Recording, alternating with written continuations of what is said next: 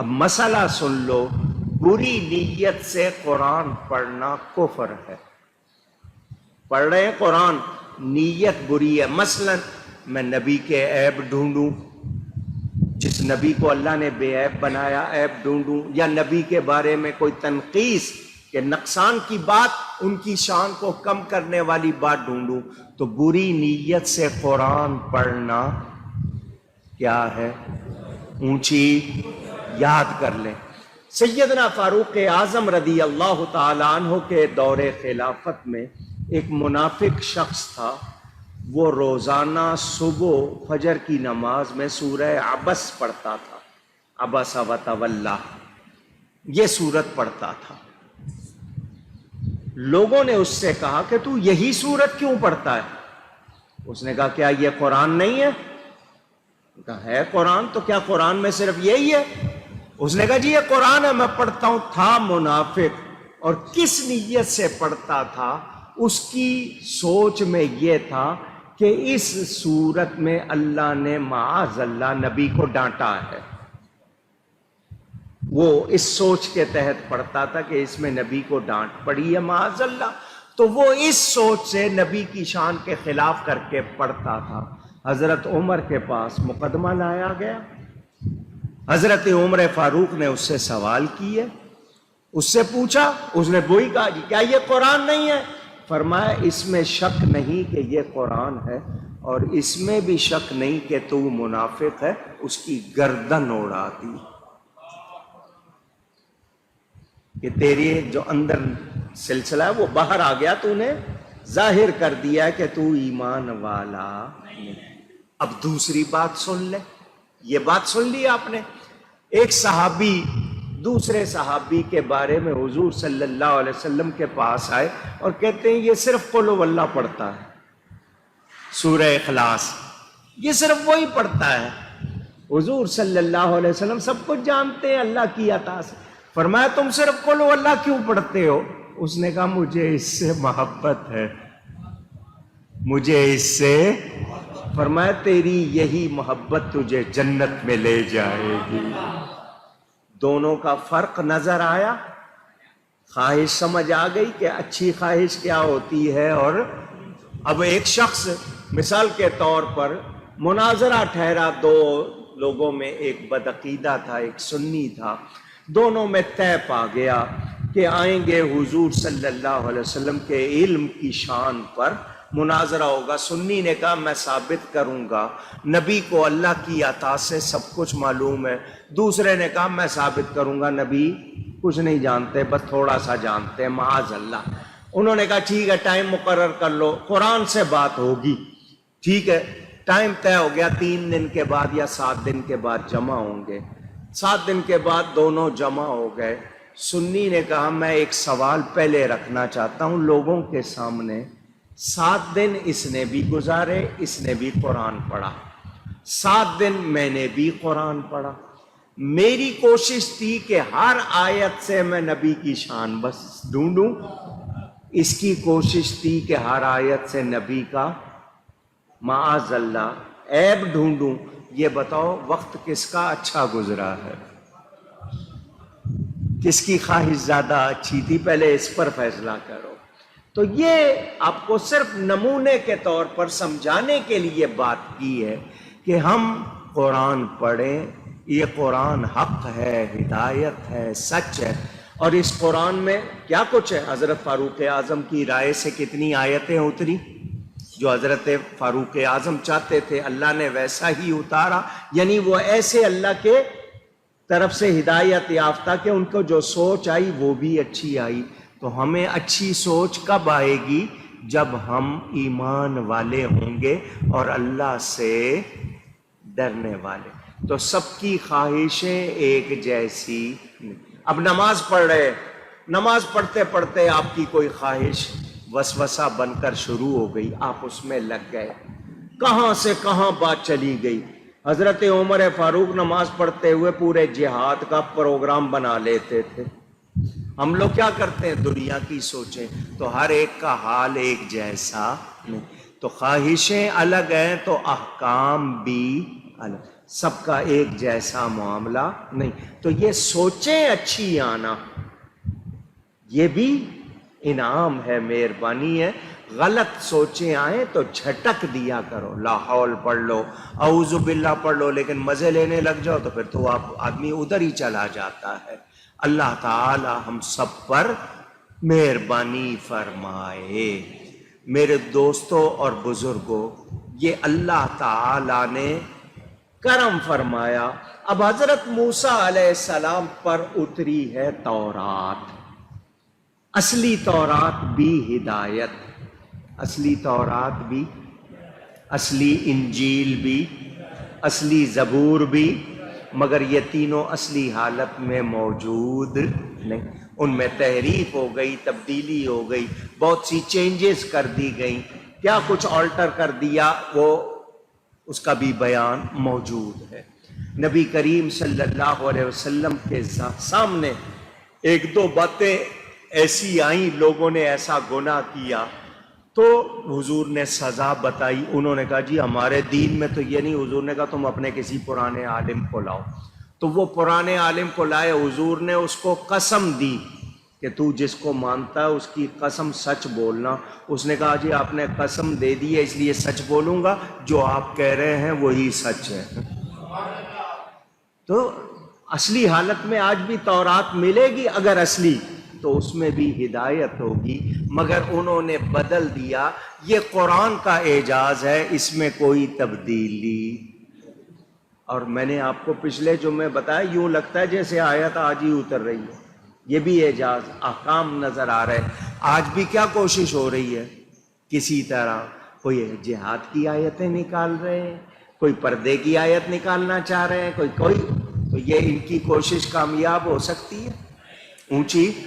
اچھا، انٹرنیٹ پر میں آپ کو ایک بات اور بتا دوں. انٹرنیٹ کیونکہ آج کل سب استعمال کرنے لگ گئے، انٹرنیٹ پر بھی قادیانی کہلانے والے مرزائی جو ختم نبوت کے منکر ہیں، وہ دین کے نام پر چیزیں چڑھا رہے ہیں. مثلا انہوں نے قرآن کا ترجمہ یا دوسری چیزیں چڑھائی ہوئی ہیں. آپ اس کو قرآن سمجھ کے پڑھ رہے ہوں گے، اس میں انہوں نے اپنی باتیں ڈالی ہوئی ہیں.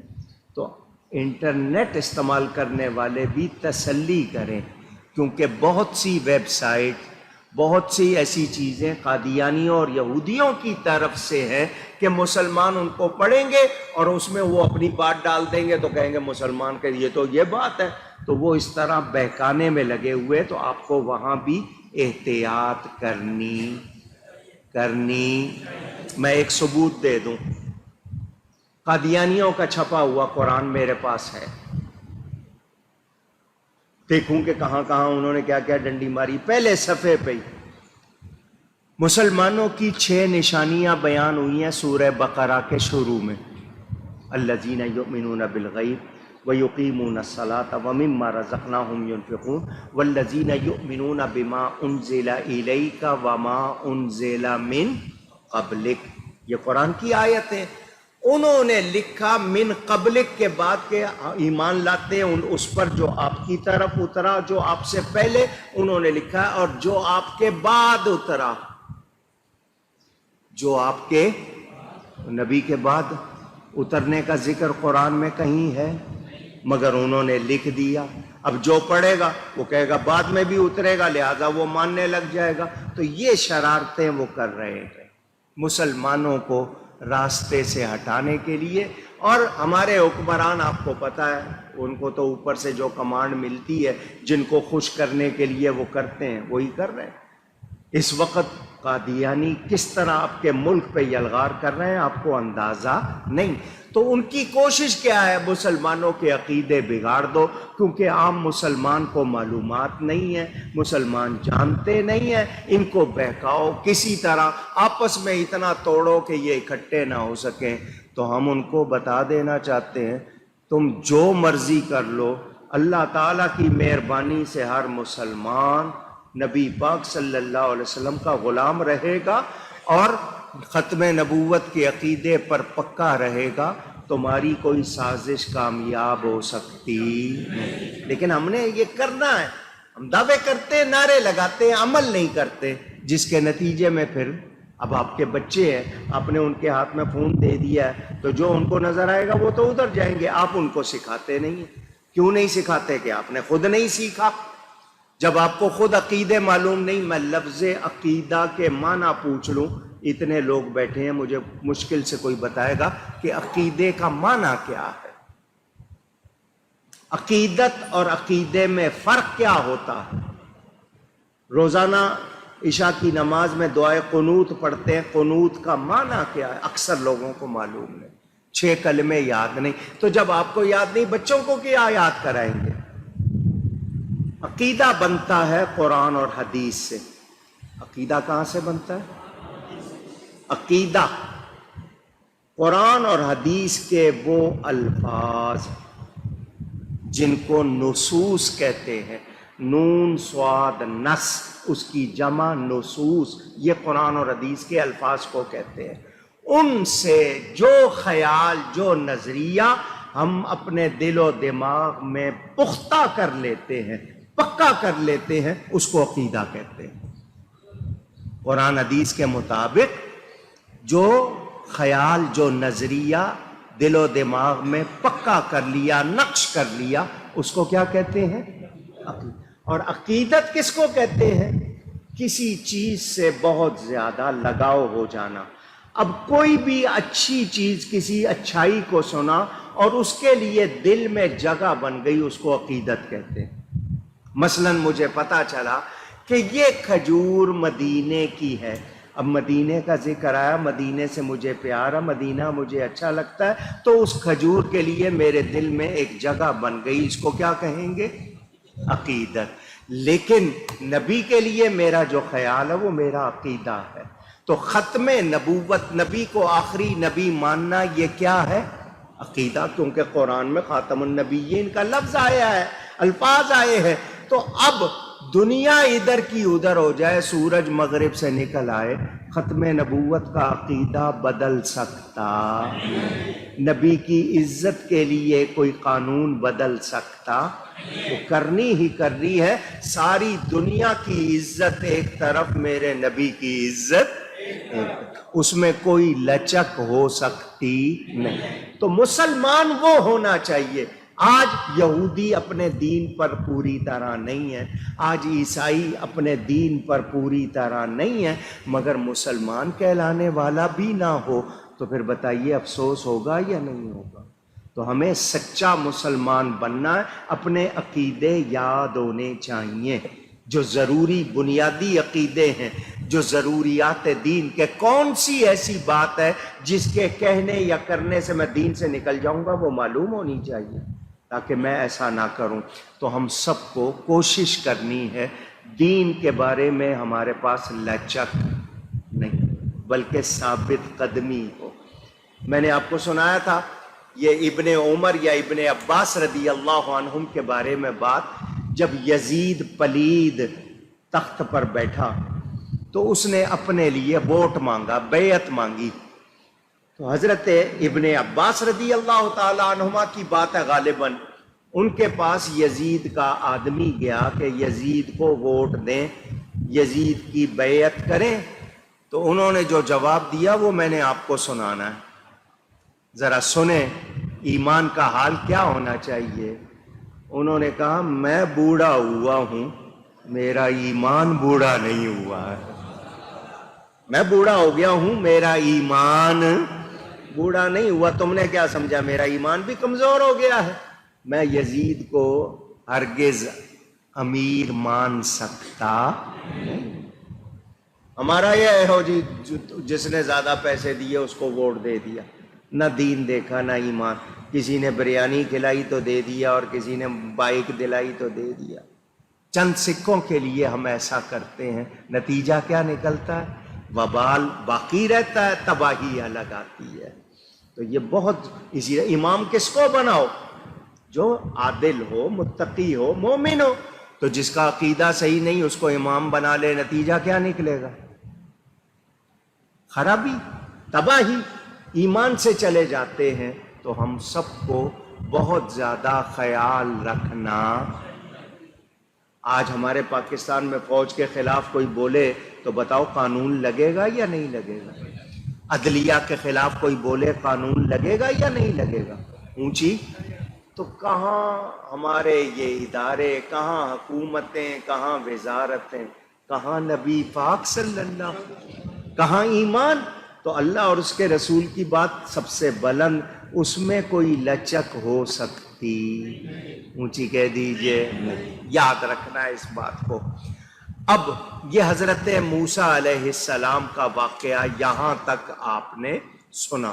اس کے بعد جو اگلا بیان ہے اس سے پہلے خلاصہ کروں، میں آپ کو ایک مرتبہ ترتیب سے پورا واقعہ سنا دوں گا، کیونکہ آیتوں کے حوالے سے سنایا ہے تو آپ کے ذہن میں نہیں، ایک مرتبہ اکٹھا سنا دوں گا انشاءاللہ۔ ابھی صرف خلاصہ۔ مجھے یہ بتائیں کہ حضرت موسیٰ علیہ السلام اللہ کے نبی ہیں یا نہیں ہیں؟ اللہ جس کو بچائے اسے کوئی مار سکتا ہے؟ اونچی۔ ہیر وارث شاہ، پیر وارث شاہ نے جو ہیر لکھی ہے اس میں بھی یہ شعر موجود ہے، ڈگ پین آسمان تو نہیں مردے، قائم جنہ دے رزق دیاں ٹیریاں نے۔ یعنی آسمان سے بھی کوئی گرا دیا جائے، اگر اس کا رزق دنیا میں باقی ہے وہ مرتا۔ موت زندگی کس کے ہاتھ میں؟ کس کے ہاتھ میں؟ کیونکہ اسی نے پیدا کیا ہے موت و حیات کو، الذی خلق الموت والحیات، اسی نے پیدا کیا۔ فرعون کو نجومی بتا رہے، حالانکہ خدائی کا دعویٰ کر رہا ہے، نجومی بتا رہے تیرے تباہی کا سبب ایک لڑکا ہوگا بنی اسرائیل میں جو تیری سلطنت کو اور تجھے تباہ کرے گا۔ تو اگر اس کا ایمان تھا، یقین تھا، اعتبار تھا نجومیوں پر، تو پھر تو ایسا ہونا تھا، پھر تو ایسا تو کیا یقین کیا؟ اس نے کہا جی میں لڑکا کوئی زندہ ہی نہیں رہنے دوں گا، 70,000 لڑکا ذبح کروایا۔ پھر اس کے ہی بندوں نے شکایت کی جی ہمارے پاس مزدور نہیں ہے، ہمیں کام کرنے کی عادت نہیں ہے، یہ بنی اسرائیل سے ہم کام لیتے ہیں، تو ان کو قتل کروا رہا ہے تو ہمارے کام کون کرے گا؟ پھر خدا کہلانے والے نے قانون بدلا، 1 سال پیدا ہونے والوں کو زندہ چھوڑ دو اور 1 سال پیدا ہونے والوں کو قتل کر دو۔ جس سال بچوں کو زندہ رہنا تھا حضرت ہارون پیدا ہوئے، جس سال بچوں کو ذبح کرنا تھا حضرت موسیٰ پیدا ہوئے۔ اللہ کی قدرت سمجھ آ رہی ہے یا نہیں؟ اونچی۔ پتہ کیا چلا؟ دنیا کے بادشاہ جو مرضی قانون بنا لے، پالیسیاں بنا لے، ہونا وہی ہے جو رب نے کرنا ہے۔ رب کے کرنے کو کوئی روک سکتا؟ یفعل اللہ ما یشاء، وہ جو چاہتا ہے کرتا ہے، کوئی اس کو روکنے ٹوکنے والا، اس سے پوچھنے والا اونچی نہیں۔